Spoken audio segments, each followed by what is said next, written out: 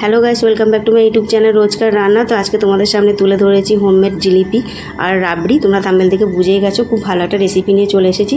তো প্রথমে লাগছে আমার জিলিপি তৈরি করতে প্রথমে লাগছে ময়দা। তো ময়দা আমি তার মধ্যে ছোটো চামচের 9 চামচ মতো ময়দা নিয়ে নিলাম। প্রথমে 8 চামচ নিয়ে নিয়েছিলাম, তারপরে আমি 1 চামচ আবার নিয়ে নিয়েছি, ঠিক আছে। লাস্টে নিয়ে এবার টোটাল আমার 9 চামচ লেগেছে। আর তার মধ্যে দিয়ে দিচ্ছি 2 চামচ দই। তোমরা যদি কোয়ান্টিটিটা বাড়াতে পারো তোমরা বাড়াতে পারো, সেটা তোমাদের ইচ্ছে। তো যাই হোক, এবার তার মধ্যে টেস্টের জন্য আমি দিয়ে দিলাম, ওই ময়দার মধ্যেই দিয়ে দিলাম আমি একটু সামান্য লবণ। আর আমি এটাকে অল্প অল্প জল দিয়ে এটা গুলে নিয়ে একটা ভালো ব্যাটার তৈরি করবো, গাঢ় মতো একটা ব্যাটার তৈরি করে রেখে দিলাম সাইডে রেস্টের জন্য 2-3 মিনিটের জন্য। এরপর আমি ননস্টিক কড়া বসিয়ে দিয়েছিলাম, তাতে আমি 1 কাপ জল আর এক বাটি কমও আমি চিনি দিয়েছি, ঠিক আছে, যে ওটা চাশনি করবো বলে। তো দেখুন, যখন চিনিটা মেল্ট হয়ে যাবে তখন আমি এটা এলাচ দুটো থেতো করে দিয়ে দিয়েছি সেন্টের জন্য।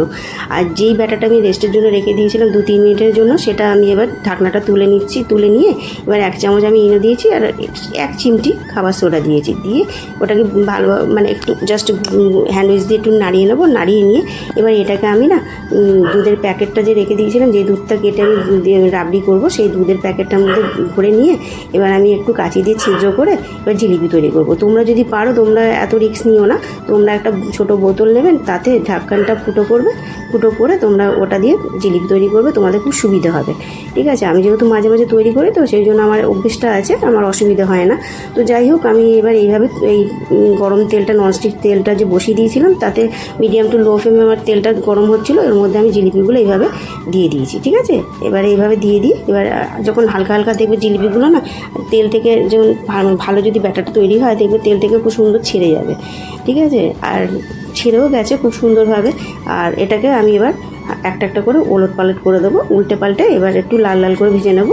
তোমরা বেশি লাল লাল করে ভাজতে যাবে না, যদি ভাজো তো খুব ভালো হয়, তোমাদের সেটা নিজেরা যেটা ভালো বুঝবে সেটা করবে, কিন্তু আমি একটু হালকা হালকা করে ভেজেছি, বেশি ব্রাউন করিনি, ঠিক আছে, ডার্ক ব্রাউন করিনি, হালকা লাল করেছি। আর চাশনিটা আমার হয়ে গেছে, একটু আঠালো হয়ে গেছে, একটু আঠালো রাখবে যাতে জিলিপির মধ্যে চাশনিটা অ্যাবজর্ব করে, ঠিক আছে।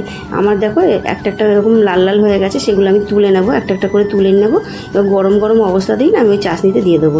হ্যাঁ, আরেকটা কথা, যখন চাশনিটা হয়ে যাবে, চাশনিটা না ওভেনটা বন্ধ করে দেবে, গ্যাসটা বন্ধ করে দেবে, তারপরে তোমরা জিলিপিগুলো দিয়ে দেবে চাশনির মধ্যে, গরম অবস্থায় জিলিপিগুলো দিয়ে দেবে। তো আমি এইভাবে সবকটা ভেজে নিয়ে এবার চাশনির মধ্যে দিয়ে দিয়েছি।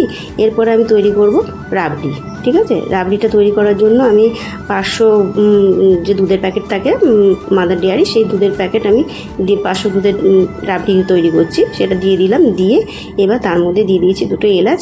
আর মিল্ক পাউডারের মধ্যে আমি 3 চামচ, ছোটো চামচে 3 চামচ একটু চিনি দিয়ে দিয়েছি, যাতে একটু মিষ্টি হয়। আর বেশি মিষ্টি করিনি, কেন, যেহেতু জিলিপিটা মিষ্টি বলে সেই জন্য বেশি মিষ্টি করিনি। তোমরা যদি মিষ্টি খেতে চাও, সেটা তোমরা বেশি মিষ্টিটা মেশাতে পারো, চিনিটা একটু বেশি দিতে পারো। আর তার মধ্যে যখন দুধটা দেবে ফুটে একটু গাঢ় হয়ে গেছে, অনেকটা শুকিয়ে গেছে, তারপর আমি দিয়ে দিয়েছি কর্নফ্লাওয়ার 2 চামচ গুলে, ওটা দুধের সাথেই গুলে আমি দিয়ে দিয়েছি, ঠিক আছে। দিয়ে এবার একটু ভালোভাবে নেড়েচেড়ে নিয়ে তার মধ্যে আবার আমি কাজু আর আলমন্ড বা 2 রকম বাদাম যে থাকে, সেই 2 রকম বাদাম আমি একটু এই ছোটো হামাল দিস্তে ক্রাশ করে নিয়ে, থেতো করে নিয়ে এবার ওর মধ্যে দিয়ে দিয়েছি। আর 1 চামচ ঘি দিয়ে দিয়েছি, ওটা সেন্টের জন্য, আর খুশবুটা ভালো হবে, আর মানে টেস্টটাও ভালো আসবে। খুব সুন্দরভাবে গাঢ় হয়ে দেখো হয়ে গেছে রাবড়ি। তো আমি এইভাবে চাশনি থেকে জিলিপিগুলো তুলে নিয়েছি। আর এবার আমি প্লেটিং করব। তো আমি এই যে হয়ে গেল আমার প্লেটিং, একটা বাটিতে খুব সুন্দরভাবে কাজু দিয়ে এসব দিয়ে আমি সাজিয়ে নিয়েছি, গার্নিশিং করেছি।